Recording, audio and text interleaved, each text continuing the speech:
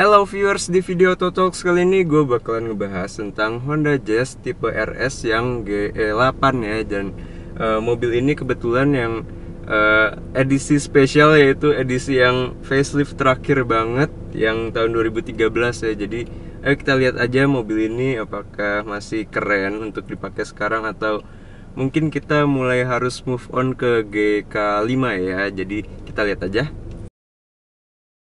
Sekarang kita bakalan ngebahas tentang eksteriornya. Dimensinya cukup unik, yaitu besarnya untuk panjangnya aja nggak nyampe 4 meter ya. Dan untuk lebarnya hampir 1,7 meter. Jadi ukurannya tuh kecil banget. Dan gue rasa mobil ini untuk perkotaan sangat baik ya. Nah, untuk desainnya sendiri menurut gue cukup baik. Dan bahkan menurut gue dibandingkan dengan GK5, gue lebih suka G8 ya sebenarnya ya.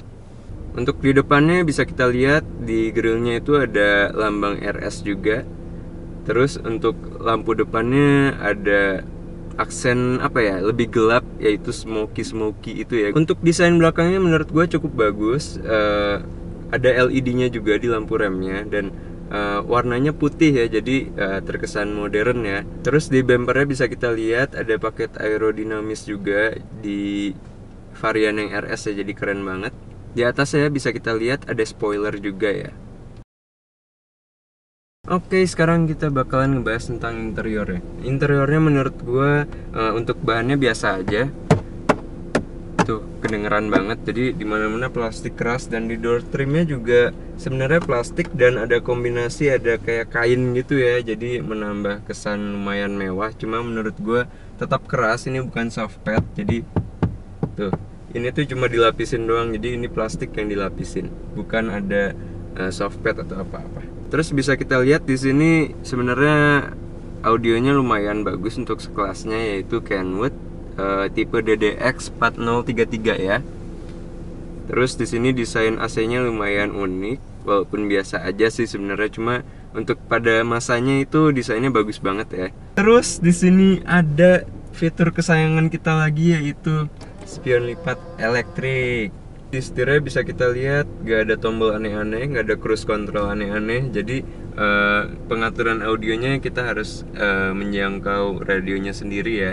Nah, di setirnya itu ada pedal shift juga yang bahannya plastik ya, tapi menurut gue lumayan nyaman untuk digunakan ya pedal shiftnya ya. Untuk tempat duduk belakang, gue ngerasa mobil ini sangat bagus ya, soalnya ada ultra seat juga yang bisa diubah-ubah konfigurasinya, dan cukup luas untuk legroom dan headroomnya. Dan menurut gue nggak ada yang spesial lagi, soalnya kayak gadget-gadget tuh nggak ada ya. Jadi yang penting bisa duduk nyaman aja ya. Dan untuk kualitas joknya sendiri menurut gue mobil ini cukup empuk, dan ada handrest juga di sini, jadi cukup menambah kenyamanan kalau nyetir jauh. Cuma menurut gue untuk zaman sekarang mungkin desainnya biasa aja ya, tapi pada masanya mobil ini desainnya keren banget sih joknya ya. Nah, sekarang kita masuk ke bagasinya. Menurut gue bagasinya cukup bagus, soalnya untuk mobil yang di bawah 4 meter cukup besar bagasinya. Jadi lagi-lagi Honda insinyurnya pinter banget mengatur ukuran kabin dari mobil ini ya. Oke, sekarang kita bakalan ngebahas tentang mesin. Mesinnya ini adalah 1500 cc dengan tenaga 120 horsepower dengan torsinya itu 145 Nm ya. Dan bisa kalian tebak kalau misalnya mesin ini dipakai Honda apa aja. Nah, sekarang kita bisa dengar suara mesinnya ya, cukup bagus. Tapi sayangnya mungkin kerasa masih masuk aja ke kabinnya, jadi kurang halus. Nah, mobil ini itu menggunakan 5-speed automatic gearbox, dan pada masanya transmisi ini menurut gue salah satu yang sangat menarik di kelas hatchback ya. Si transmisi 5-speednya ini ada pedal shift juga, dan mobil ini kan masih torque converter, jadi rasanya lebih natural lah nyetirnya ya. Gue ngerasa mobil ini itu lebih boros dari mobil yang memakai CVT, soalnya gue cuma bisa mendapatkan sekitar 9 km per liter ya. Soalnya yang Mobilio kan gue bisa dapat 13 km per liter.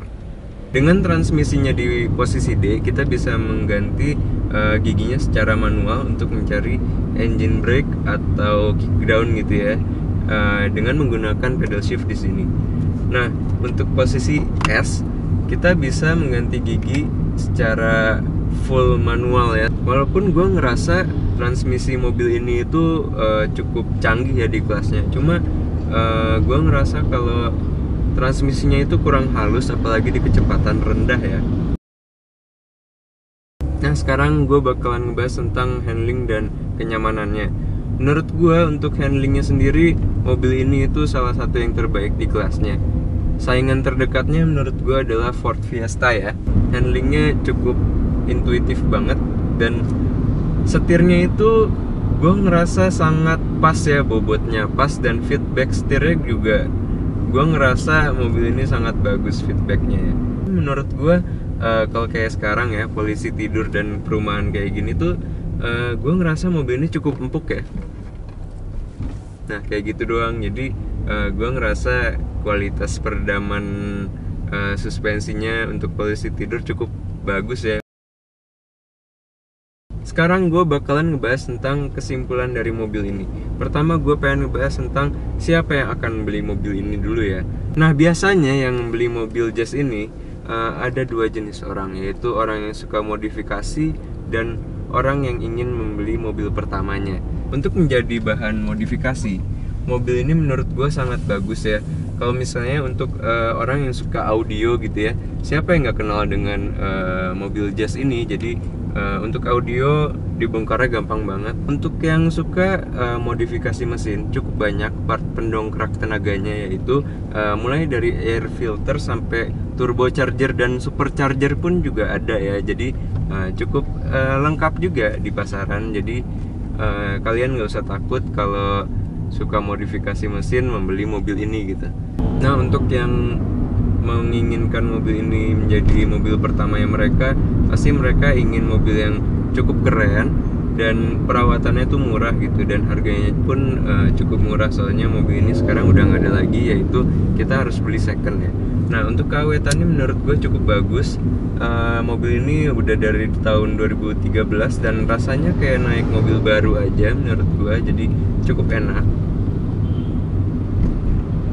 Nah untuk dimensinya juga ukurannya cukup baik untuk perkotaan gitu ya, soalnya seperti yang gue bilang tadi, besarnya di bawah 4 meter ya, dan lebarnya di bawah 1,7 meter, jadi cukup praktis. Menurut gue kekurangannya yaitu di dashboardnya aja, yang menurut gue tadi banyak plastik keras ya, jadi kualitas bahan interiornya menurut gue kurang begitu bagus, dan corak joknya juga biasa banget, jadi kelihatannya agak ketinggalan zaman ya. Oke, gue akan akhirin videonya di sini. Kalau misalnya teman lu ada yang butuh tentang Jazz G8 juga bisa di-share.